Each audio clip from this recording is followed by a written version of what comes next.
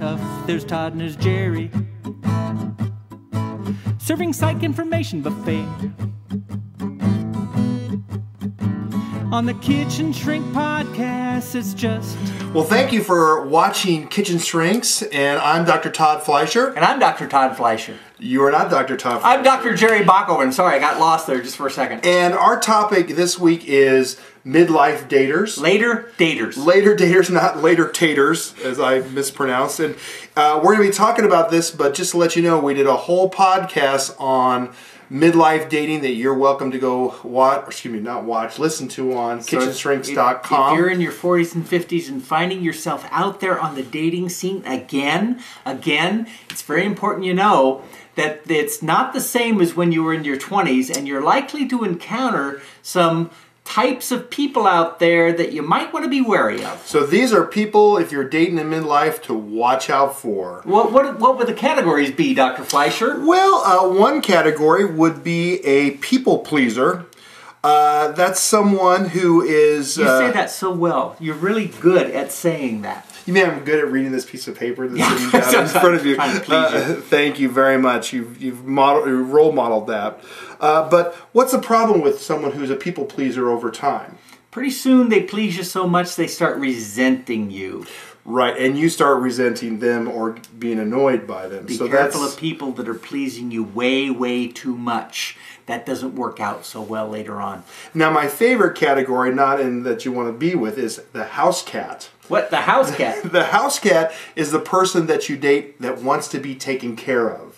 They want to be like the house cat that's sitting on the arm of the sofa or arm of the chair. You come home, you feed them, you brush them, you change their litter box. That is not the person. Be careful. They're out there, and it can be kind of fun at first to have someone you take care of, but then it gets real annoying over time. And also be real careful of the high maintenance people. These are the people, there's always drama around them. There's always intensity around them. They thrive on intensity, so there's always a problem. Be very careful. They are not ready for long-term relationships, and you're going to encounter them out on the dating scene as a midlife dater. Be very careful. That's a good sign if there's a lot of intensity, a lot of drama. That's not the person for you. And sometimes related to the drama are the therapy seekers. They're not the people seeking therapy from real psychologists. They're the people seeking help from you, and they always need to be fixed, and they need to be held together, and they need you to rescue them. And guess what?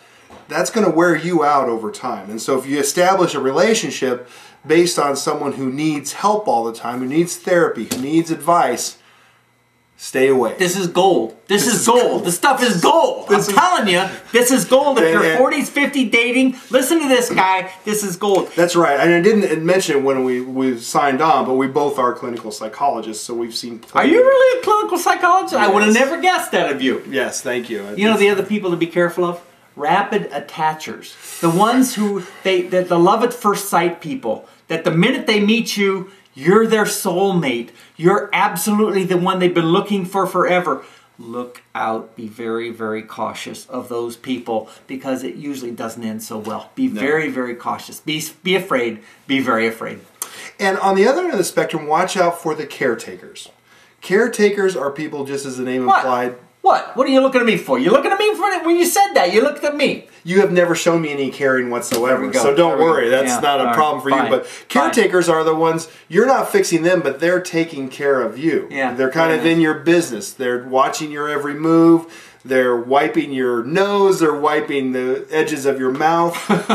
You were struggling with that one just a little bit, weren't you? And interestingly, that's kind of a selfish thing, too. Yeah. When they take care of you, it's actually meeting their own needs.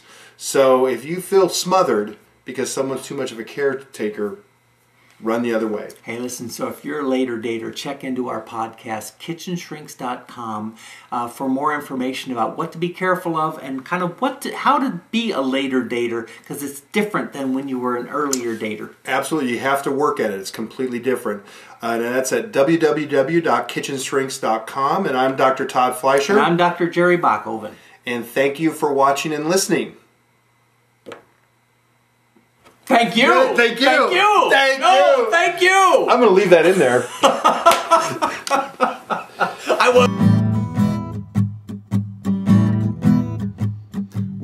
Your family drives you crazy, and your mood is in the mud. And the only guy